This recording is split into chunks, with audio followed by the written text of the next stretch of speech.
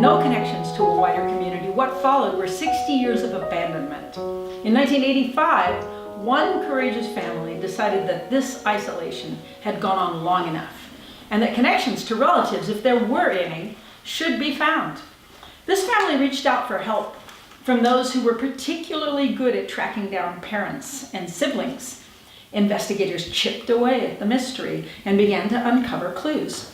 The progress seemed painfully slow. Over a 30-year period, bits and pieces of information emerged about a chain of relatives who at first glance seemed distant, then turned out to be close kin. What was once considered an orphan now has an extensive family and has become a celebrity, recognized worldwide.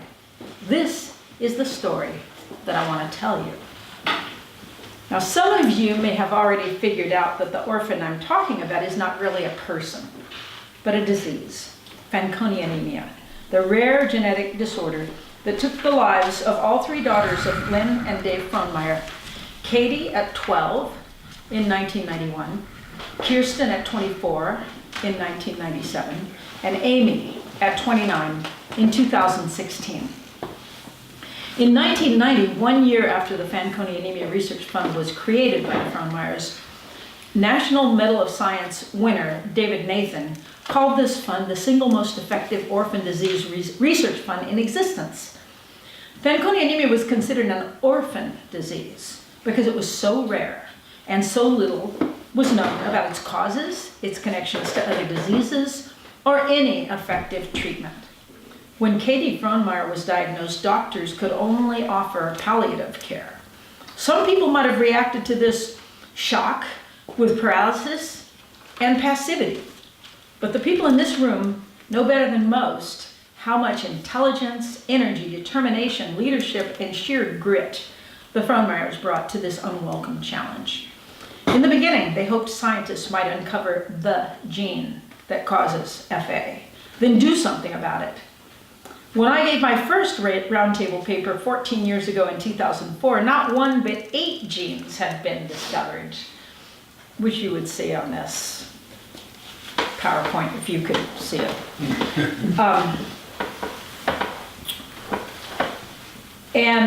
One of those that was discovered was the BRCA2 breast cancer gene. That one discovery linked FA to breast cancer, a disease that in 2012 affected 1.7 million women worldwide.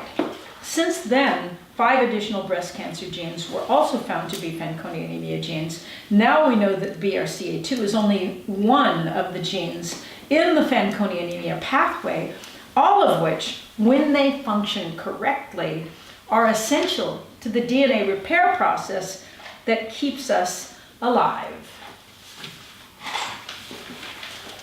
These are all the genes that now have been discovered, 22 of them. For all of us, the healthy metabolism of our cells requires an elaborate network of interconnected pathways made up of chemical reactions that involve proteins, enzymes, and the synthesis or breakdown of amino acids. When cells fail, it is because something has gone wrong in the DNA replication and repair processes that are governed by these pathways and are essential to life. In people with FA, various genetic mutations lead to malfunctions in this process. If and when we can reverse or prevent these malfunctions, people with FA will have the opportunity to live long, productive lives. Enter the double helix that Crick and Watson described in 1953, explaining for the first time how cells grow by means of a process in which the 2 strands of DNA uncoil, duplicate themselves, and reassemble in 2 new double helixes. I think there's another slide of that if you go. This process turns out to be very complicated, requiring a multitude of proteins and enzymes to do very specific jobs individually or in concert at just the right moment and speed so that everything falls into place. If something goes wrong with this duplication process, which it apparently does an average of 4,000 times a day in every single cell in our bodies. I want to emphasize that. I learned that from a geneticist. 4,000 times a day. Every cell in your body, in his body, in my body, has a problem, and we have to repair it. And a healthy person can do that because we have an army of chemical soldiers that repair this damage. How do these fix-it soldiers work? They're mobilized not by 8 Fanconi anemia genes, as we thought 14 years ago, but by 22 Fanconi anemia genes, each of which plays some role in the DNA repair process for healthy people. It turns out that we all have all 22 of these Fanconi anemia genes, and they are essential to our survival.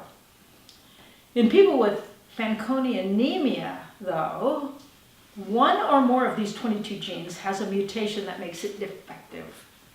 Thus, people with FA have a tougher time than the rest of us repairing DNA damage, whether it is caused internally by normal processes of metabolism or externally by environmental factors like radiation therapy, chemotherapy, alcohol, tobacco, or the sun.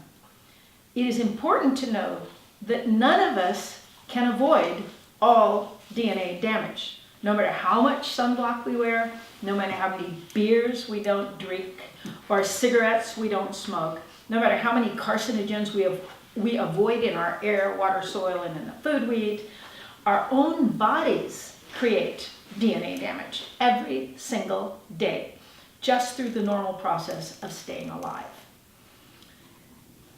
This damage is caused largely by aldehydes, which are small organic molecules with reactive atoms that can bind to DNA and block cell replication. Aldehydes are produced in 2 ways: by our own bodies in the course of metabolism, and these are called endogenous aldehydes, or by sources outside our bodies like alcohol, cigarette smoke, and various chemicals and foods, and these are called exogenous aldehydes. These reactive aldehydes are a potent source of DNA damage in all people, but people with FA are especially sensitive to this damage. You can go to the next slide too. This other slide shows the problem of blocking the crosslinks, which block the duplication process and stall it and keep cells from continuing to divide. All these things are problems for people with FA. What this means is that from the moment of conception, when cells are dividing like crazy and life is bursting forth, people with FA begin to fall behind in DNA repair. The damage accumulates at such a rapid rate that FA babies are sometimes born with missing thumbs, bones, or organs. Though some people with FA show almost no outward signs of the condition, their bodies age prematurely from all this DNA damage. As children, they often fall behind on growth charts. As their blood cells struggle to keep up with demand, many kids with FA develop bone marrow failure, or they get leukemia. If a way could be found to restore in people with FA the DNA repair processes that operate in healthy people like you and me to handle the inevitable DNA damage of daily life, Fanconi anemia would become a manageable condition like diabetes or asthma. We would not need to find a cure for FA if the disease itself could be made manageable. Now, much of the FA research over the past decades has been devoted not to curing or preventing Fanconi anemia, but to figuring out what it is and to coping after the fact with the physical problems it creates. In small children, surgeons fashion thumbs out of fingers and straighten out bones that are bending. Doctors prescribe growth hormones that help FA kids grow and to slow down the damage to the bone marrow. Still, bone marrow failure remains a huge threat to children with FA. One of the best after-the-fact interventions is a bone marrow transplant that replaces the compromised ability of a person with FA to create healthy blood with a donor's healthy ability contained in donated bone marrow. Because of improvements in bone marrow transplant protocols between 1990 when 20% of FA patients survived the process, and now, when over 90% survive, most children with FA who need a transplant now live into adulthood.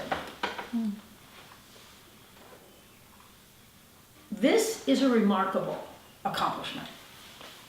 Would that it were a cure. But for people with FA, the DNA repair problem is not just in the bone marrow, and it is not just in the blood. It is in every single cell in the body. A bone marrow transplant can fix the blood, but the rest of the DNA damage grinds on, and the result is all too often cancer. Now that more children with FA are often surviving into adulthood, what we are now seeing is an epidemic of head and neck cancers in FA adults who have had successful bone marrow transplants. These cancers are particularly awful because they are painful, disfiguring, and usually lethal. By the time they're detected, it is often too late, so FA adults die from head and neck cancer at roughly 500 times the rate in the general population. Think about that. That's an amazing statistic. So far, the best treatments for these head and neck cancers involve detecting them at the earliest possible stage so that they can be surgically removed before they spread. Dentists, doctors, and surgeons are getting better and better at uncovering them at an early stage. And now, robotic surgeries help ferret them out in very hard-to-reach places with minimal damage to surrounding tissue. This is fantastic progress. But even if month by month and year by year, diligent patients and doctors catch hundreds of these cancers, the DNA damage continues to pile up and new cancers appear. Like bone marrow transplantation, treatment for head and neck cancer is an after-the-fact strategy for dealing with the DNA damage of Fanconi anemia, which is going on in every cell of the body. Doctors may catch and remove some cancers, but new cancers are sure to appear. Successfully treating head and neck cancer, as important as that is, does not cure Fanconi anemia any more than a successful bone marrow transplant does. I realize that this all sounds pretty grim, but I'm here to tell you that for a number of reasons, we should all be grateful to Fanconi anemia and to the research that it has inspired. Discovering the link to breast cancer was just the beginning. Now that we know that Fanconi anemia is not just a blood disorder, but rather a DNA repair disorder, and that the 22 Fanconi anemia genes are essential to the DNA repair process in healthy people, these genes turn out to be the very genes that malfunction in various forms of cancer, which is also a DNA repair disorder.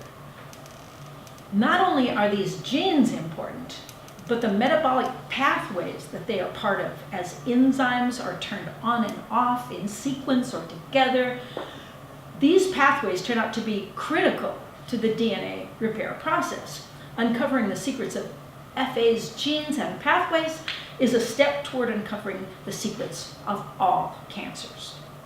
Right now, if you travel anywhere in the world to a scientific meeting that studies blood, radiation, gene therapy, immunotherapy, or various specific cancers, you will hear papers about Fanconi anemia. FA scientists are at the cutting edge of uncovering the secrets of the DNA repair pathways that are needed by healthy cells. In this sense, FA has become a celebrity disease, known to researchers all over the world for the insights it can give them about how cancer destroys lives. What was once an orphan disease is closely connected to a very large family of cancers. On a therapeutic level, FA research has also found a larger family that includes many people without Fanconi anemia. This is how it works. Because FA patients are extremely sensitive to DNA damage, the toxic regimens of radiation and chemotherapy that are routinely used to treat cancer in the general population can be lethal for people with FA. By necessity, as doctors have learned how to better prepare FA children for bone marrow transplants, they have had to find ways to kill off diseased blood and marrow cells using the lowest possible doses of toxic chemicals and the lowest possible levels of radiation. When physicians succeed in doing this for FA children, thus allowing them to survive bone marrow transplants and reach adulthood, the same less toxic technologies that help these children can be used to prepare the most vulnerable non-FA cancer patients for surgery or for transplantation, avoiding levels of toxicity that might otherwise kill the very sick or the elderly. Thus, FA treatments wind up saving the lives of elderly and otherwise vulnerable cancer patients who do not have FA. Furthermore, because the accumulation of DNA damage in people with FA leads to premature aging, research into the nature of this process has given scientists insights into aging itself, which turns out to be a gradual loss of our ability to repair the damage to our DNA that accumulates day by day over many years. If we could slow that process, what would that mean for the human lifespan, not just of people with FA, but for us all? The discoveries of researchers studying this premature aging process are unlocking secrets about aging that widen the FA family to all of humanity. So I want to talk a little bit about the research that's going on today. The most cutting-edge FA research today is devoted to trying to discover ways not just to correct bone marrow failure, remove head and neck cancer, or repair birth defects, all after the fact interventions, but to slow down the DNA damage that is accumulating and to restore to good health the DNA repair process that could prevent these problems from arising in the first place. To that end, a number of promising paths are opening before us. In a clinical trial for gene therapy going on right now, scientists in Madrid, Spain, are modifying viruses to use them as delivery systems to penetrate the nuclei of cells of people with FA and replace these defective genes with healthy ones.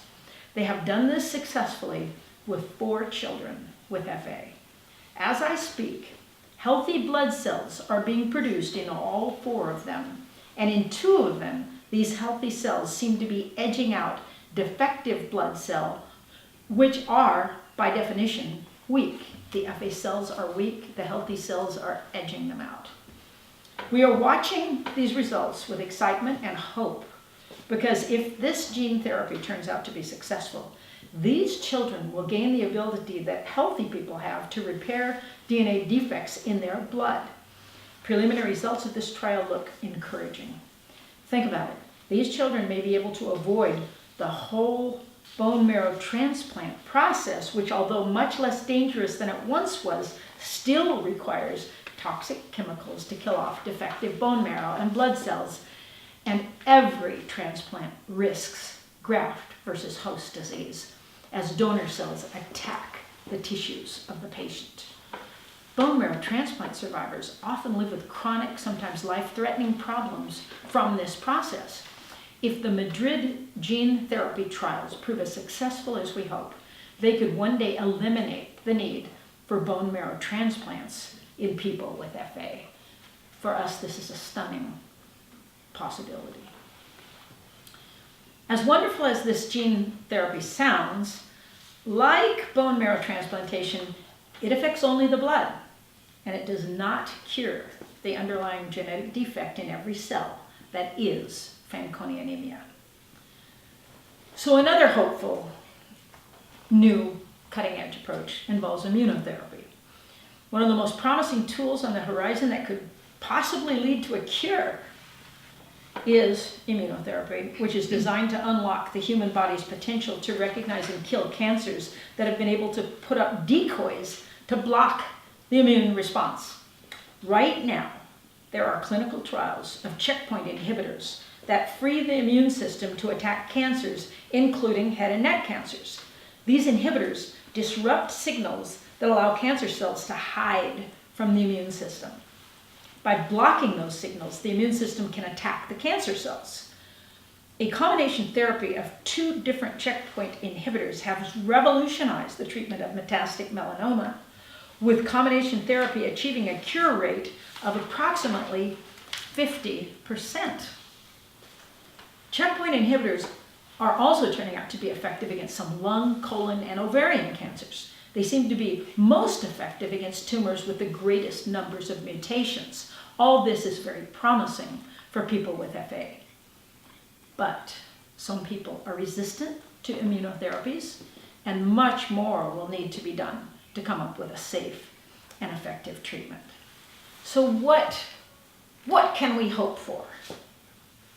What we are hoping for is a breakthrough that will make it so that we are no longer just reacting ex post facto to an inability to repair DNA damage, much of which is an inevitable side effect of living itself. Since we can never hope to prevent all DNA damage, which is part of our natural metabolic processes, we are hoping for a breakthrough that will allow us to enable people with FA to cope with that damage as effectively as you and I do.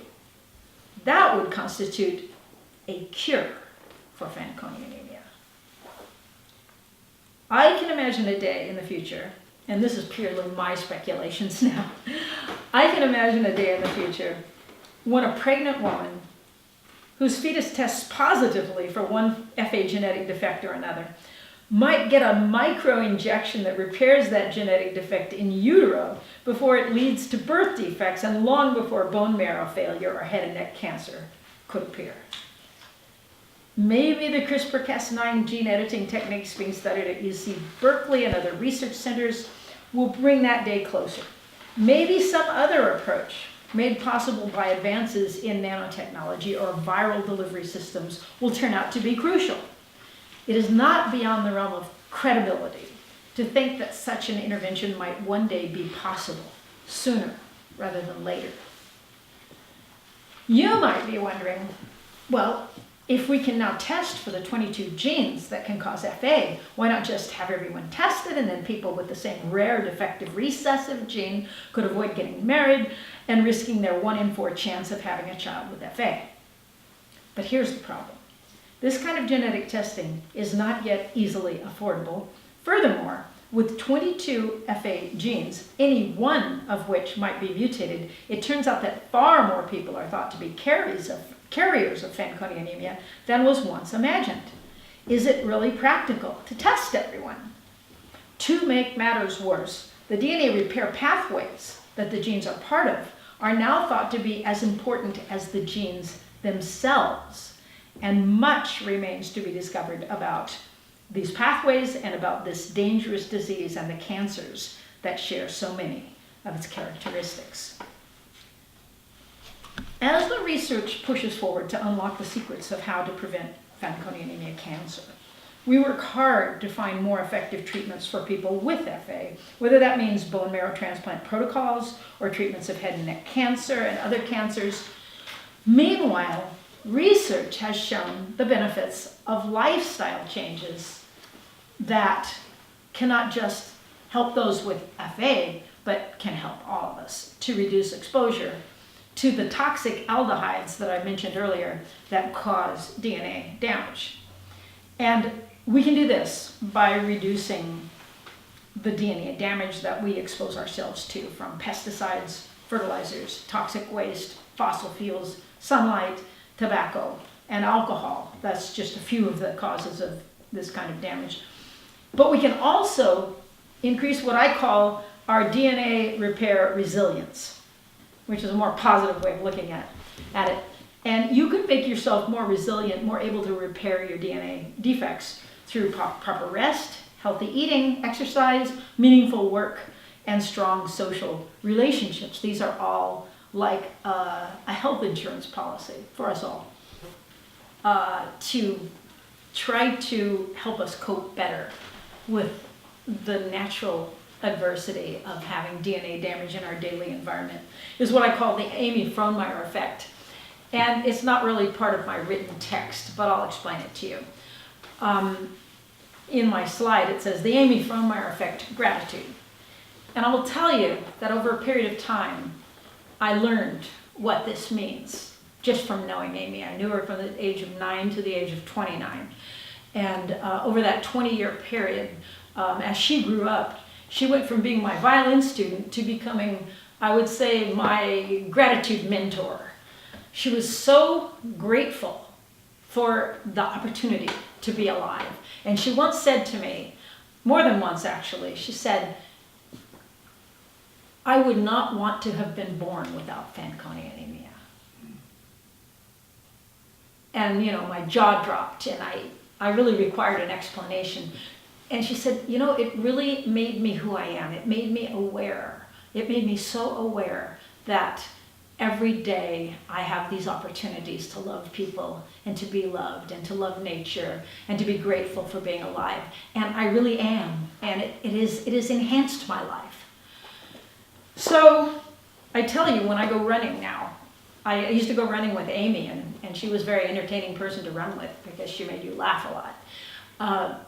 But when I go running, I think about Amy, and I think about that gratitude. And I think about the things I'm grateful for, starting with being able to breathe and see and hear and run and love people and do important, meaningful things that I'm happy about. Anyway, the more we can do this, following Amy's example, I really think the stronger it makes us in being resilient to the inevitable DNA damage that we undergo every day. So in conclusion, I want to say, Fanconi anemia was once an orphan disease that no one knew anything about, except that it was rare, it affected the blood, and it was fatal. Thanks to 30 years of research tirelessly promoted by the Frohnmayer family, Fanconi anemia is no longer an orphan disease. The DNA problem at its center turns out to be the problem that characterizes all cancers. Thus, it is deeply embedded in a huge family of conditions that touches us all. Not only that, the cutting-edge discoveries about DNA repair, bone marrow transplant protocols, immunotherapy, gene therapy, and aging give Fanconi anemia family so large that it embraces us all. It's still a fatal disease, but the urgency we feel to find a cure is an urgency not felt in isolation, as it was for the Frohnmayers in 1985. It is an urgency that lies at the heart of our shared mortality.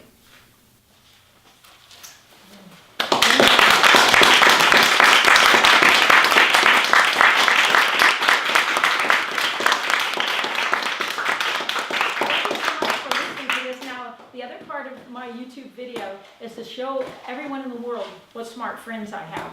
And I'm going to start by calling out Lynn Frohnmayer, the co-founder of the Fanconi Anemia Research Fund, just to stand by me to help me answer questions. Peter von Hippel, the noted scientist who was on the Fanconi Anemia board of directors for many years, and the brand new scientific director of operation, Isis Sroka, who is here.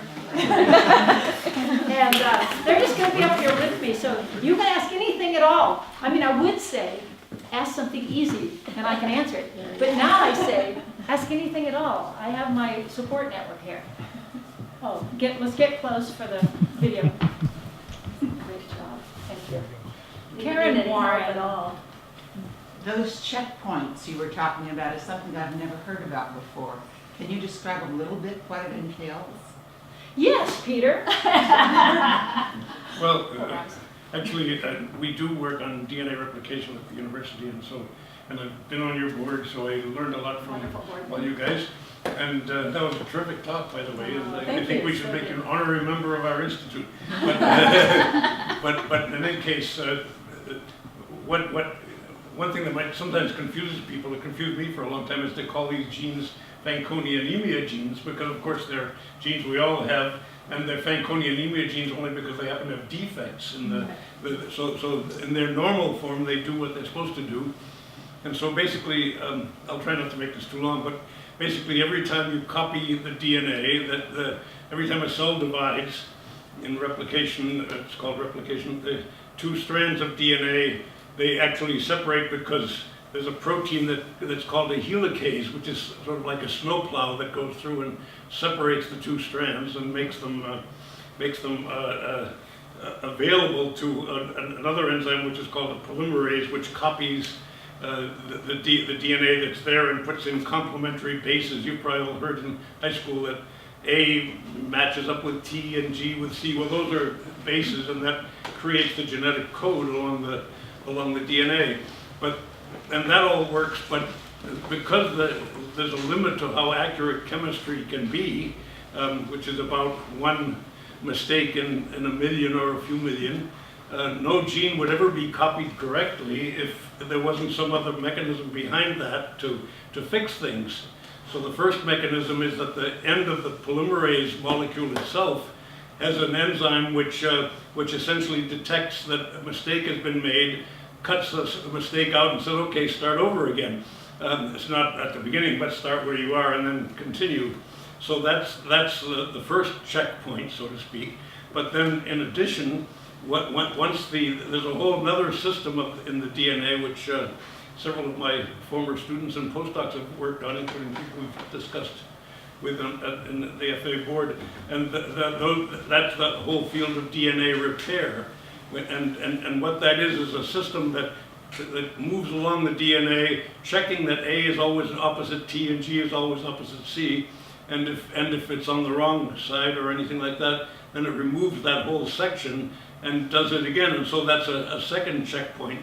And then actually there are about 3 layers of this. So before a normal cell is released to say, okay, you're good to go, you can be put back into circulation and essentially make new DNA and function as a cell.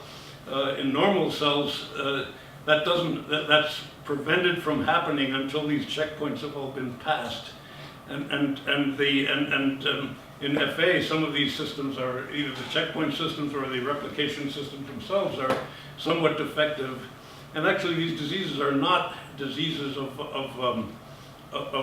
something that a protein doesn't work at all or something, because then you'd never even be born, let alone live to. So basically, these diseases are quantitative diseases, and the fact that one of the enzymes may be working too slowly or too rapidly or not quite recognizing things properly, and these are very small differences. And so so checking all those things so that's also where the secret of eventually fixing things will be, because you make the things go. You try to find a way of intervening at specific places in this whole cycle of events that I described, and that's really what the checkpoint whole idea is, and a lot of people are working very hard on that and it includes that there are about a dozen genetic diseases which have all are based on DNA repair, but they all manifest themselves in different tissues, and so the ones that Lynn and Sharon have been discussing is one of several. But so DNA repair is an absence of proper 3 levels of editing or checking, and that's what. I'm sorry that was so long. There's going to be a test. Other questions? I just want to add, though, on checkpoint inhibitors, that today those are ways of energizing the immune system to kill cancer cells. So cancer cells have a great way of hiding from our immune system. They want to say to the immune system, I'm a normal cell, don't pay any attention to me, I belong to you, I'm fine, don't kill me. So they send out these signals that say that. What you want to do is inhibit or stop that signal so that the immune system recognizes the cell not as an okay cell, but as a foreign cell. It's a bad player. And so you want your immune system to rush in and kill that cell. Yeah. And this technology is being very effective, as Sharon said, with melanoma, 2 in combination. 50% of those patients, and this used to be no matter what, a terminal disease, yes. Melanoma, metastasized melanoma was hopeless. But with these 2 checkpoint inhibitors working together, but at different phases of the process, they're not exactly the same inhibitor, but they manage to kill those cells. It's a cure for that 50%.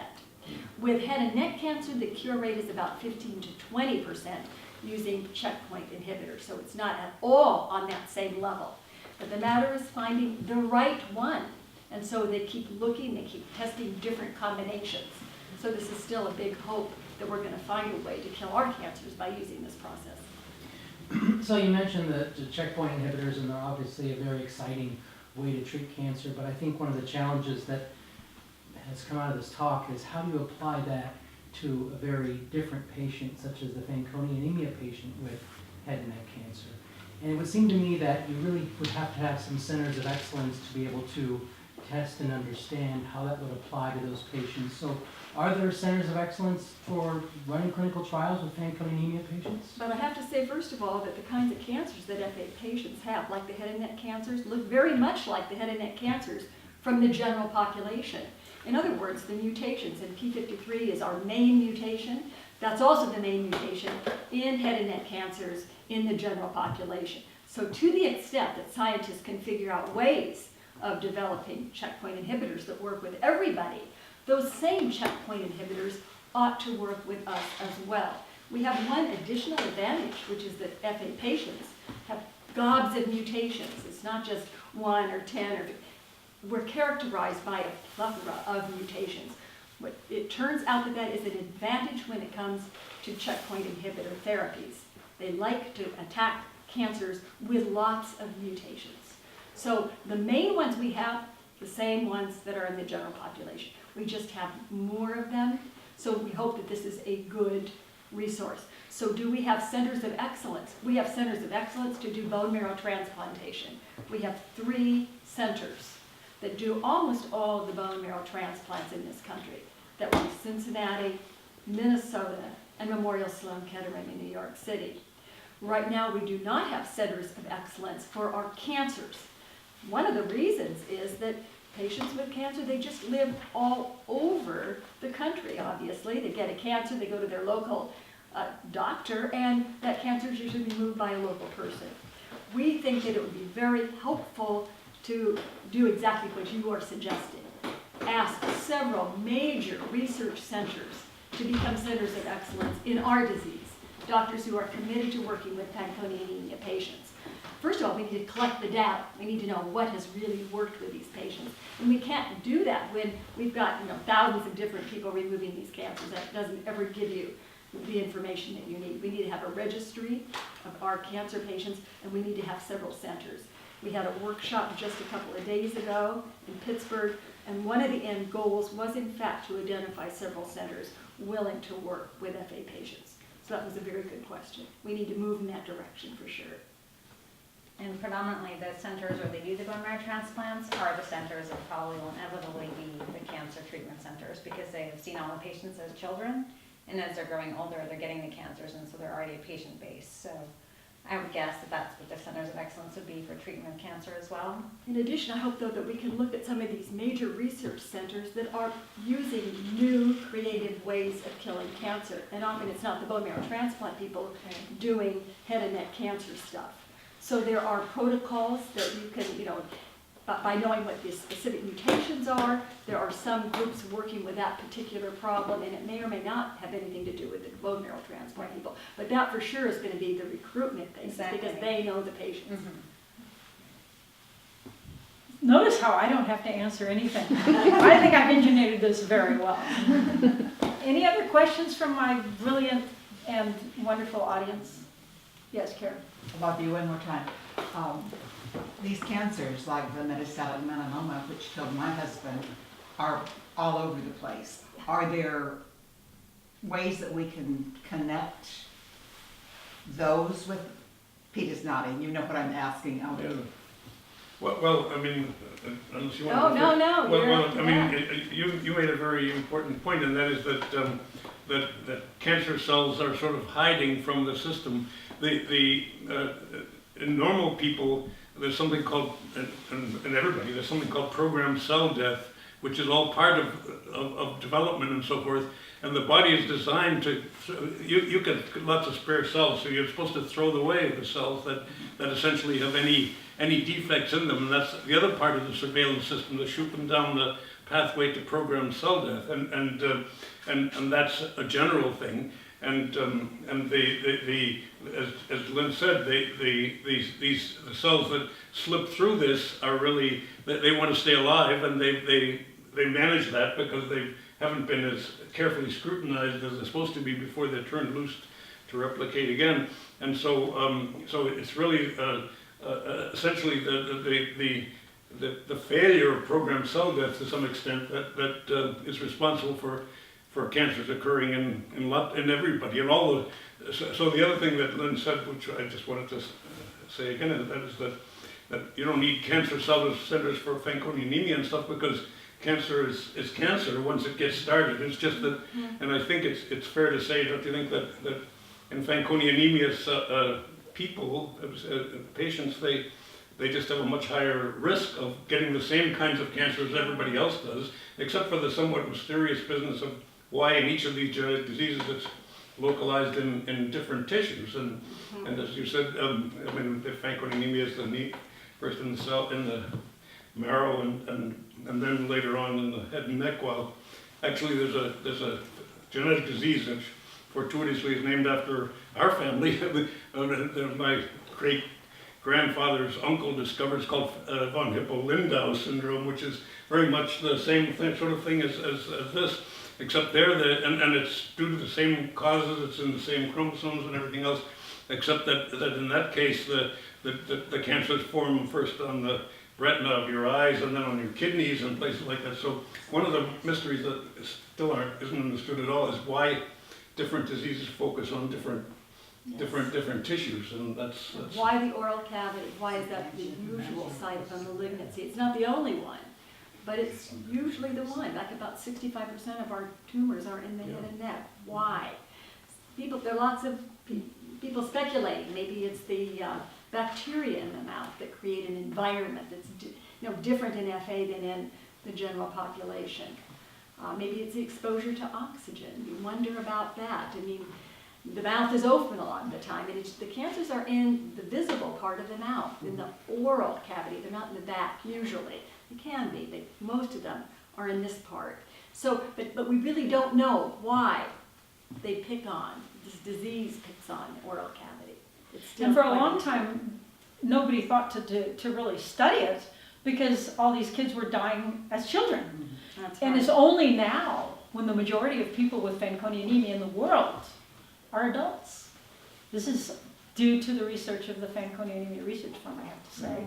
These children have become adults, but now whacked with head and neck cancer. So it wasn't studied before because it just wasn't known about. Nobody got there, yes. Well, when we started out, and this was way back in 1983, we were told that Kirsten had 2 years to live, probably at the most, that most everybody died in the first decade of life. A few got through the second decade of life, but forget about being an adult. And when we began to have little camps, little gatherings of families, we saw very young children.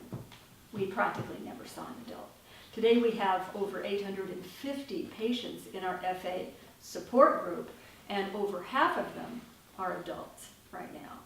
So you're right about the cancer. We weren't terribly worried about solid tumors because you didn't get old enough to have a solid tumor malignancy. But today we see that with every single decade of life in adulthood, the percentage of young adults getting cancer gets higher and higher and higher.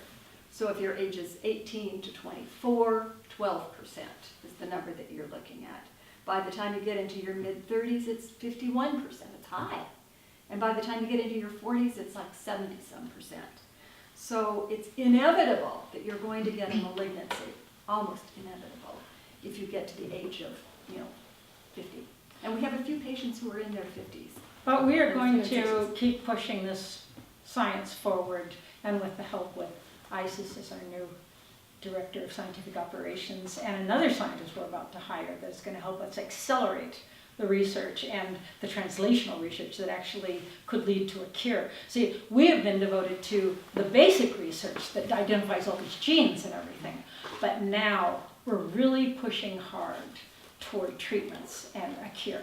So please be hopeful, because we are.